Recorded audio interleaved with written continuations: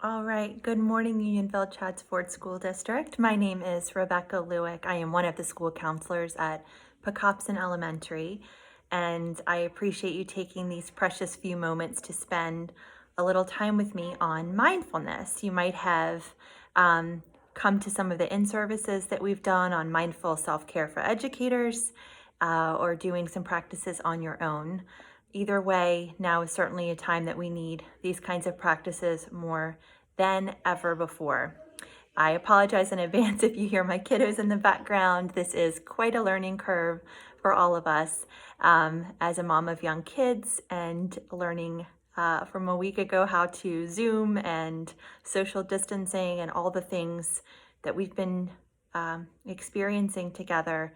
It is a lot to adapt to, and I can understand a lot of the experiences that you guys may be having.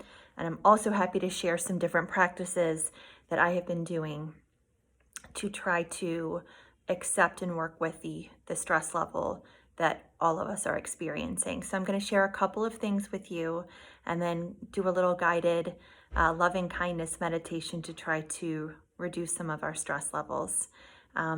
But I want you also to know that I'm here. If you have any questions or thoughts afterwards, I am very frequently looking for materials and mindfulness sources that are out there. So feel free to contact me at any point in your practice too.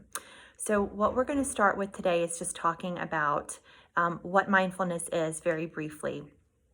There are both formal and informal practices that you can do, and today we're going to talk about both.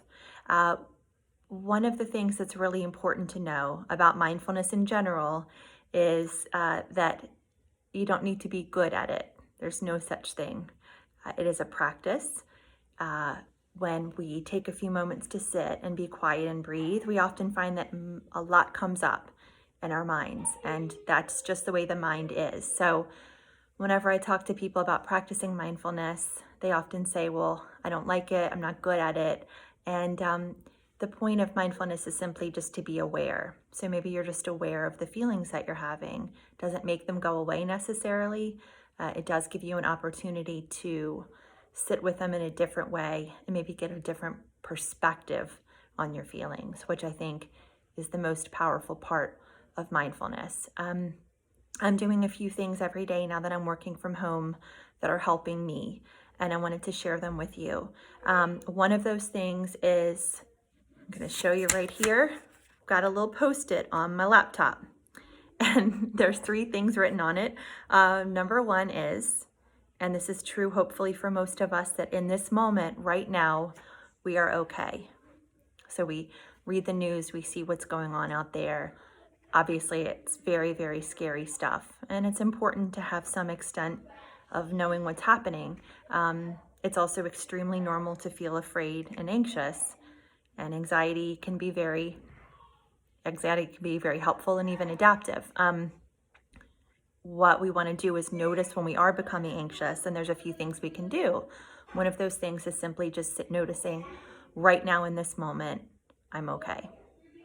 Another thing that I've been practicing doing is, number 2, where in my body am I holding tension? So when your mind is anxious, your body is also often anxious as well. So where in my body am I holding the tension? And then number 3 is pretty simple, just working to release it, let it go. So I keep this visual right next to me because I notice as I'm Zooming or as I'm addressing my own daughter's homeschooling, things are building up, and if I'm not aware of them, then I'm reacting from a place of frustration, overwhelm, anxiety, versus getting a little circuit breaker like these exercises will do for you to sort of reset your system. So these informal practices that I just shared are the more powerful things you can do during the day. Another thing I did with my kiddos is we always do these kinds of things at school, but we created some mindfulness jars, and I'm putting them around the house so that when emotions and feelings get really big and strong, we have a visual, because our mind is like this. When we have big feelings, it's difficult for us to process them. It's difficult for us to think clearly. If we sit and breathe If we wait a few minutes, we can see much more clearly.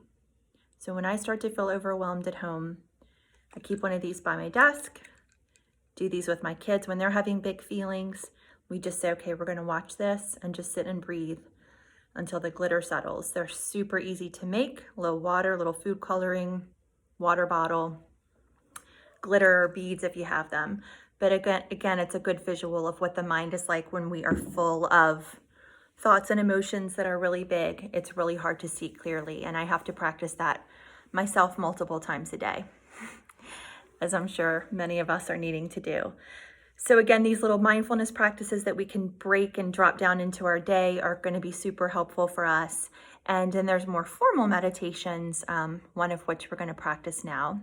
The reason that we're going to do the particular type, loving kindness meditation, is a few different reasons. One, it helps to bring kindness into our hearts, compassion for ourselves and for other people.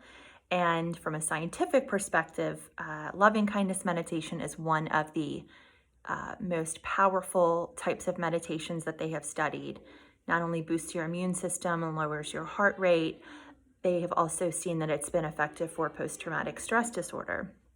Many of us are going through an extraordinary level of fear, stress, anxiety at this point, and it's very important that we're trying our best to take care of ourselves and put on our own oxygen masks as we try to teach and educate and take care of our own families and ourselves as well. So we're going to launch into a guided practice now, which is that more formal meditation that we talked about earlier. So what we've done so far, informal, easy to just pop into your day. Right now, everything's okay. Taking a few breaths, looking at a glitter jar, looking out the window, feeling your feet on the floor. Where am I feeling tension in my body and letting it go? There's also some important, more formal meditations like the loving kindness one we're going to do now. So whenever you're ready, just go ahead and get your body into a position that's comfortable for you. You can close your eyes, sit comfortably with your feet flat on the floor, your spine up straight. And if you're comfortable doing so, go ahead and close your eyes just so that you can bring your awareness inward. So now we're going to keep our eyes closed.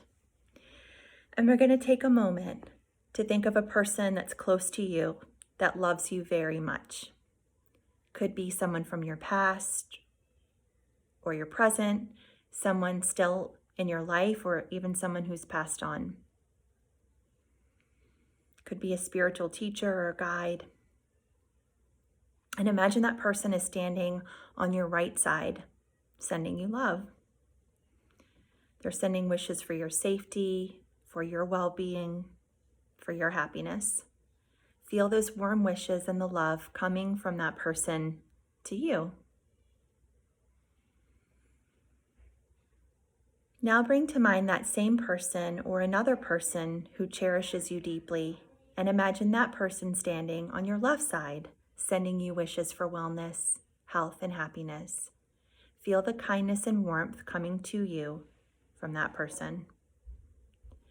And now imagine that you are surrounded on all sides by the people who love you and who you've loved. Picture all of your friends and loved ones surrounding you. They're standing and sending you wishes for happiness, well-being, and health. Bask in those warm wishes and love coming from all sides around you. You are filled and overflowing with warmth and love.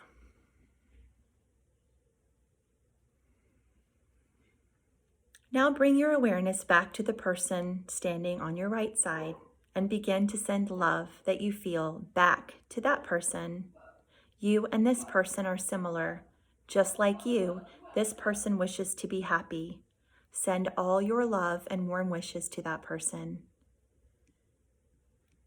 And now you may want to repeat the following phrases silently. May you live with ease. May you be happy. May you be free from pain. May you live with ease. May you be happy. And may you be free from pain.